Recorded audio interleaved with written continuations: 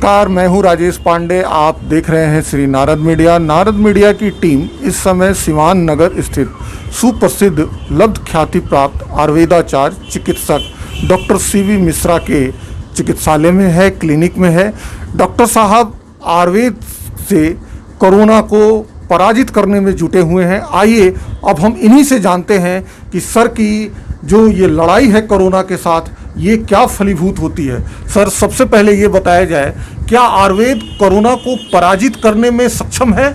जी हाँ, सबसे पहले मैं आपको धन्यवाद दूं कि और आपके जो है चैनल के माध्यम से यह जो है हम लोगों का वार्तालाप जनहित में जाए और जनहित के लोग इससे लाभ उठावें।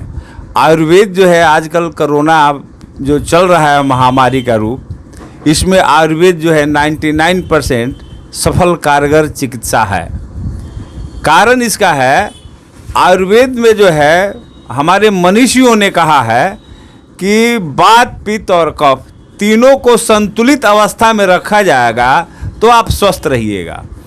कोई भी व्यक्ति जब भी जो है आक्रांत होता है इस बीमारी से, तो आप देखे होइएगा देहात में जो किसान होते हैं वह बादल देख करके समझ जाते हैं कि बारिश होने वाली है। उसी प्रकार यह कोरोना से जो भी व्यक्ति संक्रमित होता है तो एकाएक वह संक्रमण होने से ऐसा नहीं घटना घटित होती है कि अभी संक्रमित हुए और तुरंत आपका हार्ट फेल कर गया, तुरंत आप मर गए। उसमें समय लगता है, उसमें टाइम टेकिंग है। तो जब भी आप संक्रमित होते हैं तो कोई कुशल चिकित्सक के पास आप जाएं और जाने के बाद जो वह दिशा निर्देश देता है उसका आप पालन करें। होता ये है, आजकल जो कोरोना पीरियड जो सेकेंड फेज चल रहा है उसमें लोगों को किसी किसी को जो है दस्त ज़्यादा होता है, यानी अतिसार होता है, और किसी किसी को जो है उल्टी होता है यानी बमन होता है, और किसी किसी को जो है बदन में दर्द होता है। ऐसे लोग जा कर के जांच कराएंगे तो उनका जो है टाइफाइड पॉजिटिव मिलेगा, मगर वह टाइफाइड पॉजिटिव वह टाइफाइड नहीं है बल्कि कोरोना का एक दूसरा नाम है। आजकल इसी तरह का केस मिलता है। तो जब आपको ज्वर की स्थिति बने तभी अगर आप चिकित्सक के पास आ जाते हैं तो वह ज्वर जो है 2 से 4 दिन, 5 से 7 दिन में वह ज्वर ठीक हो जाएगा। अगर उसका उचित दवाई न मिले तो 3 से 7 दिनों के अंदर वह जो है बीमारी, वह गर्दन से जो है संक्रमण वह धीरे धीरे लंग्स में आ जाता है, और लंग्स में आने के बाद में वहाँ पर जो है लंग्स को इफेक्ट कर देता है, जिसको निमोनिया कहा जाता है। श्वासन प्रश्वासन की क्रिया धीमी पड़ने लगती है और रोगी को जो है ऑक्सीजन की जरूरत पड़ने लगती है। तो वह स्टेज न आवे, इसके लिए अगर आप जागरूक हैं तो वह स्टेज कभी नहीं आएगा। आप दवाई खाने से अपने आप को स्वस्थ हो सकते हैं, और जो सरकार का गाइडलाइन दिया गया है होम क्वारंटाइन होने का, आप होम क्वारंटाइन रहिए और चिकित्सक के देखरेख में रहिए। इस तरह हमने जो है 17-18 रोगियों को ठीक किया है। उदाहरण के रूप में ही नहीं बल्कि आप नाम हम बता देते हैं, उनके यहाँ जा कर के आप पता भी लगा सकते हैं। सिवान के उत्तर तरफ बालचन हाता एक गांव है, वहाँ पर हमने 4 रोगी को देखा। वहाँ पर राजबल्लम प्रसाद, उनकी पत्नी को देखा, और उनके भाई कृष्णनाथ प्रसाद और जो है उनकी पत्नी कमला देवी को देखा। बालचन हाता के लोग हैं। आज हमारे 10 दिन 15 दिन के दवाई में वह चारों व्यक्ति स्वस्थ हो गए हैं। उसी प्रकार सिवान शहर के प्रसिद्ध व्यक्ति रामेश्वर प्रसाद जो वार्ड कमिश्नर थे, उनके भाई ललन जी हैं, उनके लड़का ललन जी के लड़का रितेश जी हैं। रितेश प्रसाद और उनकी पत्नी दोनों व्यक्ति कोरोना से पॉजिटिव हुई थी। डॉक्टर लाल पैथोलॉजी का रिपोर्ट उन लोगों के पास है, और दोनों व्यक्ति हमारे यहाँ ट्रीटमेंट में आज 12 दिन में दोनों आदमी ठीक हो गए।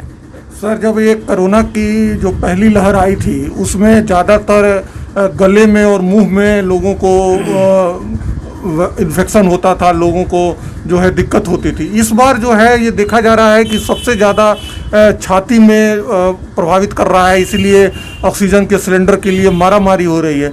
अब ऐसा कहा जा रहा है कि जो कोरोना की तीसरी लहर है ये आंखों को प्रभाव डाल रही है और इसका नाम ब्लैक फंगस दिया जा रहा है, जो कहा जा रहा है कि पटना में कई लोग जो मरीज हैं इससे प्रभावित हो गए।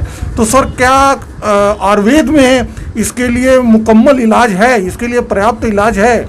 जी हाँ, हम लोगों के यहाँ आयुर्वेद में भी इसकी चर्चा हुई है और जो है उस चर्चा के दरमियान जो चक्षु को स्वस्थ रखने के लिए जो ड्रॉप है आयुर्वेद का, अगर उसका आप प्रयोग करते हैं तो आपका चक्षु जो है संक्रमित नहीं होगा। वायरस के लिए हम लोगों के शरीर में मुख्य रूप से 3 गो द्वार है। एक नाक है, दूसरा गला है और तीसरा नेत्र भी है। नेत्र भी जो है शरीर से खुला हुआ अंग है।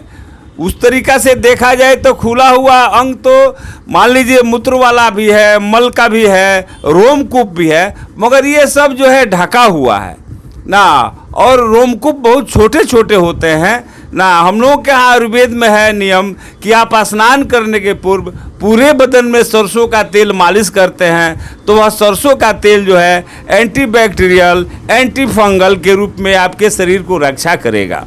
उस तरह जो है बहुत प्राचीन प्रक्रिया है कि कहीं से बाहर से आते हैं तो कुल्ला करें और गार्गिल करें और नाक और आँख को धोएं, जिससे बाह्य वातावरण जो संक्रमण है वह धीरे धीरे निकल जाए। और रात्रि को सोते समय नेत्र में डालने से ड्रॉप आपका आँख स्वस्थ होगा। सर, ये जो कोरोना काल है इसमें कुछ आयुर्वेद के तरफ से औषधि बताया जाए जिससे लोगों के, एक सामान्य लोग के में भी प्रतिरोधक क्षमता उनकी बढ़े और वो अपने आप को स्वस्थ रखें और कोरोना से वो डरे नहीं, सकारात्मक रहे और आगे बढ़े। तो क्या आयुर्वेद में ऐसी कोई अभी दवा है आपके पास जो आप दिखा सकते हैं? देखिए, प्राचीन आयुर्वेद में भी अनेकों औषधियाँ हैं जिसको शहद से खाना है, मगर हमारे यहाँ आजकल एक पेटेंट औषधि के रूप में अमृत युग नाम करके जो औषधि है, यह 1.5 साल से हम इसको जो है टेस्ट कर रहे हैं। कोरोना के पहली लहर में भी और इस लहर में भी यह अमृत युग नाम का जो ड्रॉप है, यह पंचमूल तुलसी, हल्दी और अश्वगंधा का एक्सट्रैक्ट है।